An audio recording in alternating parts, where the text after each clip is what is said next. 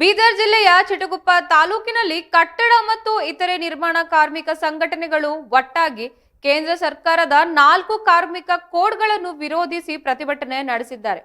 ಈ ಪ್ರತಿಭಟನೆಯು ಕಾರ್ಮಿಕ ಕಾನೂನುಗಳನ್ನು ದುರ್ಬಲಗೊಳಿಸುವ ಪ್ರಯತ್ನವಾಗಿದೆ ಎಂದು ಆರೋಪಿಸಿ ಕಾರ್ಮಿಕರ ಹಕ್ಕುಗಳನ್ನು ರಕ್ಷಿಸುವಂತೆ ಒತ್ತಾಯಿಸಲಾಗಿದೆ.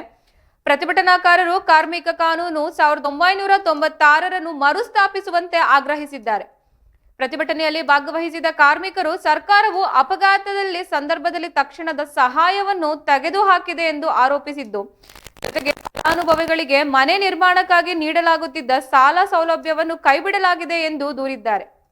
ಫಲಾನುಭವಿಗಳ ಮಕ್ಕಳ ಶಿಕ್ಷಣಕ್ಕಾಗಿ ನೀಡಲಾಗುತ್ತಿದ್ದ ಆರ್ಥಿಕ ನೆರವನ್ನು ಸ್ಥಗಿತಗೊಳಿಸಿರುವುದು ಕಾರ್ಮಿಕರ ಆಕ್ರೋಶಕ್ಕೆ ಕಾರಣವಾಗಿದೆ.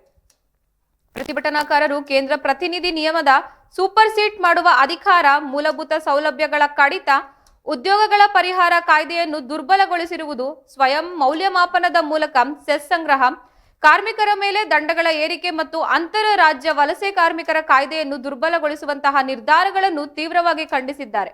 ಈ ಎಲ್ಲ ಅಂಶಗಳು ಕಾರ್ಮಿಕರ ಹಿತಾಸಕ್ತಿಗೆ ವಿರುದ್ಧವಾಗಿದೆ ಎಂದು ಪ್ರತಿಪಾದಿಸಿದ್ದು, ಪ್ರತಿಭಟನೆಯ ನಂತರ ಕಾರ್ಮಿಕರು ತಮ್ಮ ಬೇಡಿಕೆಗಳನ್ನು ಈಡೇರಿಸುವಂತೆ ಒತ್ತಾಯಿಸಿ ಕಾರ್ಮಿಕ ನಿರೀಕ್ಷಕರು ಮತ್ತು ಹುಮ್ನಾಬಾದ್ ಶಾಸಕರಾದ ಸಿದ್ದಲಿಂಗ ಪಾಟೀಲ್ ಅವರಿಗೆ ಮನವಿ ಪತ್ರ ಸಲ್ಲಿಸಿದ್ದಾರೆ.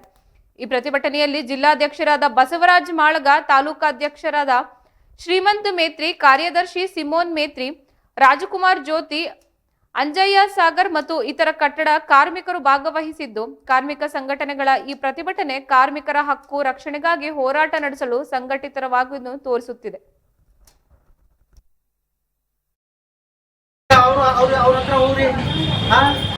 ನಾಳೆ ದಿವಸ ಮಂಡಳಿ ಉಳ್ಬಾರ್ದು, ಕಾರ್ಮಿಕರು ಉಳ್ಬಾರ್ದು, ಕಾರ್ಮಿಕರು ಬದುಕು ಉಳ್ಬಾರ್ದು. ನಿಮ್ ಕಾರ್ಮಿಕರಿಗೆ ಬರ್ತಕ್ಕಂಥ ಸೌಲಭ್ಯಗಳು ಯಾವನಿಗೆ ಬರಬಾರ್ದು.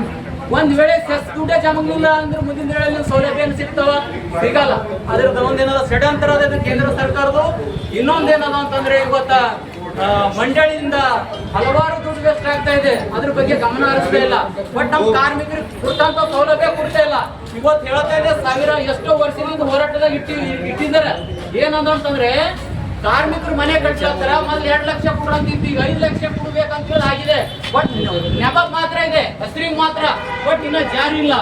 ಉಳಿದಂತ ಸೌಲಭ್ಯ ಕೂಡ ಮುಂದಿನ ದಿನಗಳಲ್ಲಿ ಜಾರಿ ಮಾಡಬೇಕು, ಕಾರ್ಮಿಕರ ಬದುಕು ಉಳಿಸಬೇಕಂತ ನಾವು ಸ್ವಲ್ಪ ಜಾಸ್ತಿ ಮಾಡ್ರಿ.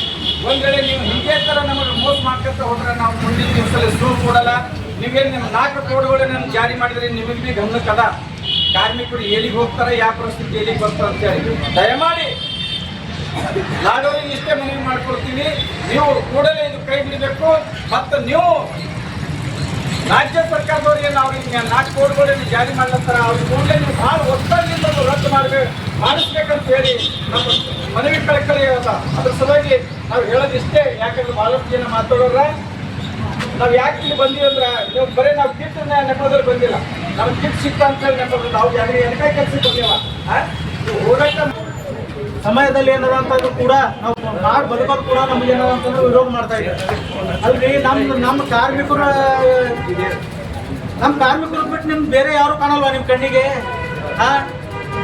ದೊಡ್ಡ ನಿಮ್ಗೆ ಏನದಂದ್ರೆ ದೊಡ್ಡ ಬಿಸ್ನೆಸ್ ಮ್ಯಾನ್ಗಳಾರ, ಅವ್ರ ಹತ್ರ ಹೋಗ್ರಿ. ದುಡ್ಕೊಂತೀವಂತ ನಾವಂತ ಕಾರ್ಮಿಕರಿಗೆ ಮಾತ್ರ ನೀವು ಏನದಂದ್ರೆ ಹಾಕೊಡ್ತಂದ ಈ ಕಾನೂನು ಕಾಯ್ದೆ ತಂದ.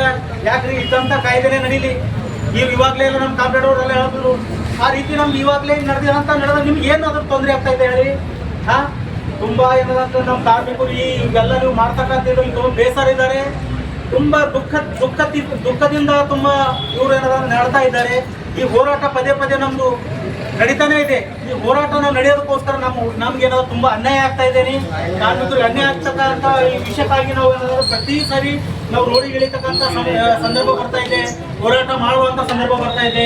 ಇದು ನಮ್ಗೆ ಏನದ ಅಂತಂದ್ರೆ ಮುಂದೆ ಈ ರೀತಿ ಏನದ ಅಂದ್ರೆ ನೀವು ಮಾಡ್ಕೊಡ್ಬಾರ್ದು, ಅದು ಆಗ್ಬಾರ್ದು ಅಂತಂದ್ರೆ ನಮ್ಮ ಕಾನೂನು ಕಾಯ್ದೆಗಳು ಏನವ ಮೊದಲು ಏನವ ಅದೇ ಇರಬೇಕು. 1996 ಏನದ ಸೆಷನ್ ಜಮಾ ಯಾವ ರೀತಿ ಆಗ್ತಿತ್ತು ಆ ರೀತಿನೇ ಅದು ಆಗ್ಬೇಕು. ಈಗ ತಂದಂತ ಇವೆಲ್ಲ ನೀವು ಕಾನೂನುಗಳೆಲ್ಲ ರದ್ದು ಮಾಡಿ ಪೈಲೆ ಮೊದಲು ಏನಿತ್ತು ಅದೇ ರೀತಿ ಅದು ಆಗ್ಬೇಕಂತೇಳಿ ನಾವು ಈ ಎಲ್ಲ ಕಾರ್ಮಿಕರ ಪರವಾಗಿ ನಾವು ನಿಮ್ಮನ್ನು ಮನವಿ ಮಾಡ್ಕೊತಾ ಇದ್ದೇವೆ.